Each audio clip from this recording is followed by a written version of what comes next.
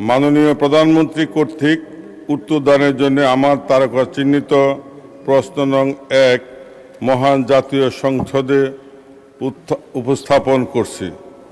মাননীয় প্রধানমন্ত্রী, অনুগ্রহ করিয়া বলিবেন কি, ইহা সত্য কিনা যে সম্প্রতি সময়ে আপনি জেলা প্রশাসক সম্মেলনে দুর্নীতি ও প্রশাসনিক সচ্ছলতার ব্যাপারে কড়া সতর্ক বার্তা সহ জনস্বার্থে অনেকগুলি নির্দেশনা প্রদান করিয়াছেন এবং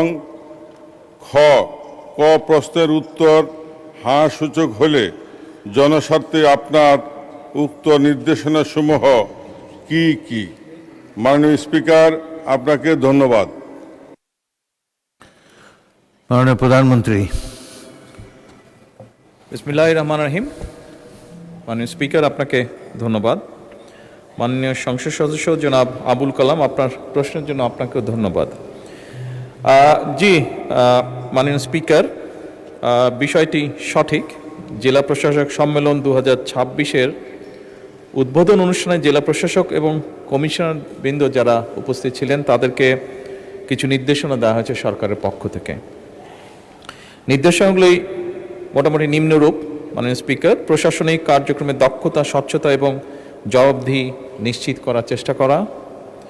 একইভাবে দুর্নীতি একটি ব্যাধি যা সমাজের বিভিন্ন রন্ধে রন্ধে পৌঁছে গিয়েছে, এ ব্যাপারে যত দ্রুত সম্ভব, যতটুকু সম্ভব কঠোরভাবে প্রতিরোধমূলক এবং দমনমূলক ব্যবস্থা গ্রহণ করা। মাননীয় স্পিকার,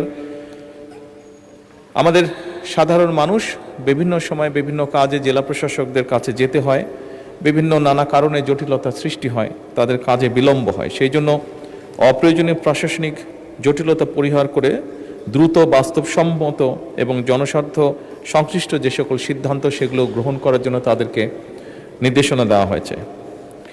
একই সাথে মাননীয় স্পিকার, নিয়োগ, বদলি এবং প্রমোশনের ক্ষেত্রে মেধা এবং দক্ষতা এই বিষয়গুলোকে প্রাধান্য দেওয়ার নির্দেশনা দেওয়া হয়েছে।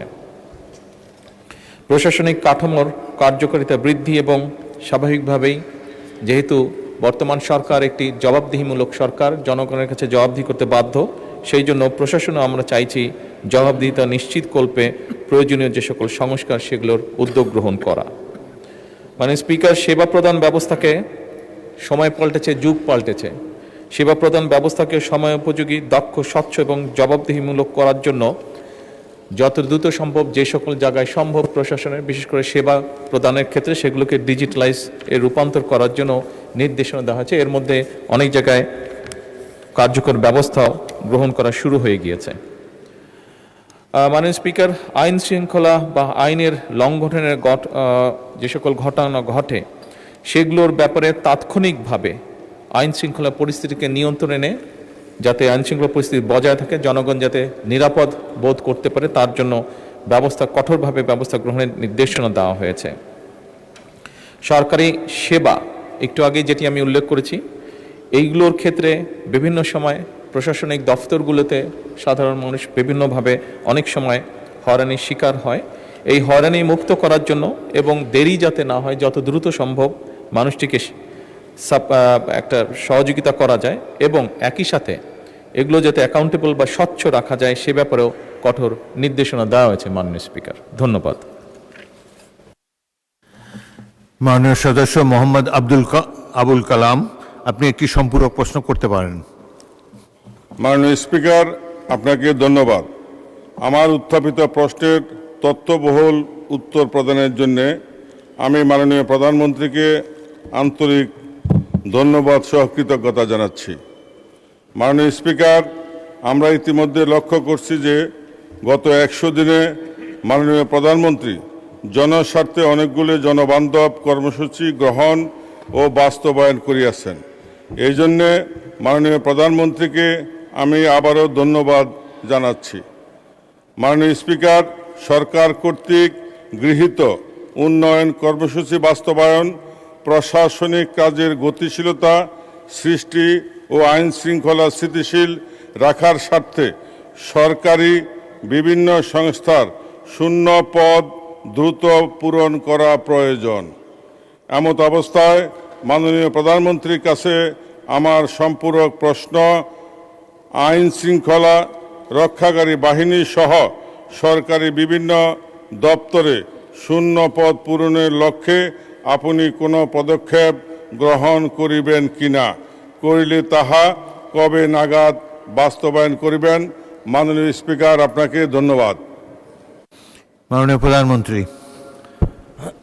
মাননীয় স্পিকার, সম্পূরক প্রশ্নের উত্তরে এই মহান সংসদকে আমি এতটুকু জানাতে চাই যে সংসদ সদস্য মাননীয় সংসদ সদস্য যেটি বলেছেন, জি, সরকারের বিভিন্ন জায়গায় বিভিন্ন পদ খালি আছে, যেগুলো সরকারকে আরও গতিশীল করার জন্য, একইভাবে দেশের মানুষকে আরও সহজে সুবিধাজনকভাবে সেবা পৌঁছে দেওয়ার জন্য কতগুলো নিয়োগ গুরুত্বপূর্ণ।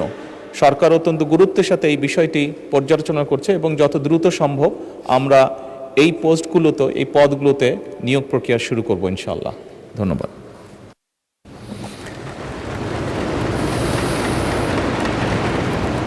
মাননীয় সদস্য মীর আহমদ বিন কাসেম, ঢাকা 14।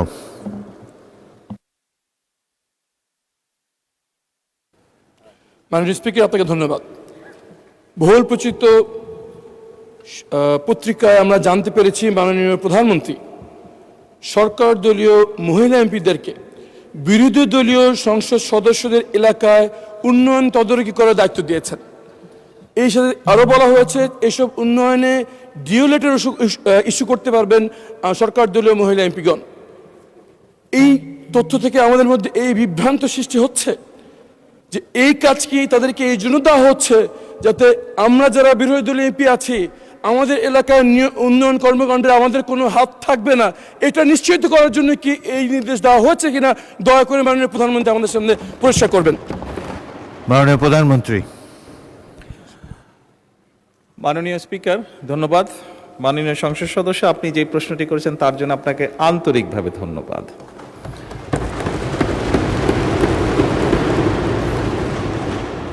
আপনি বোধহয় নিশ্চয়ই জানেন যে আমাদের দল থেকে এবং আপনাদের দল থেকে যে সকল নারী সদস্যকে সংসদ সদস্য হিসাবে নির্বাচিত করা হয়েছে কয়েকদিন আগে, সংবিধানে বা আইনে নির্দিষ্টভাবে তাদের কোনো আসন নেই। আপনার বা আমার যেরকম নির্দিষ্ট আসন আছে সেভাবে নির্দিষ্ট কোনো আসন নেই।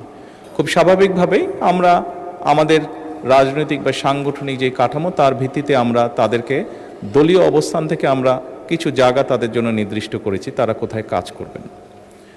আপনার নির্বাচনী এলাকায় একজন জনপ্রতিনিধি হিসাবে আপনার সম্পূর্ণ হক আছে যে আপনি আপনার এলাকার নির্বাচন উন্নয়নের ব্যাপারে কিভাবে ভূমিকা রাখতে চান। যেহেতু এই সংসদ এই নারী নেতৃবৃন্দকে বা নারী সংসদ সদস্যদেরকে নির্বাচিত করেছে, খুব স্বাভাবিকভাবেই তাদেরও একই রকমভাবে হক আছে।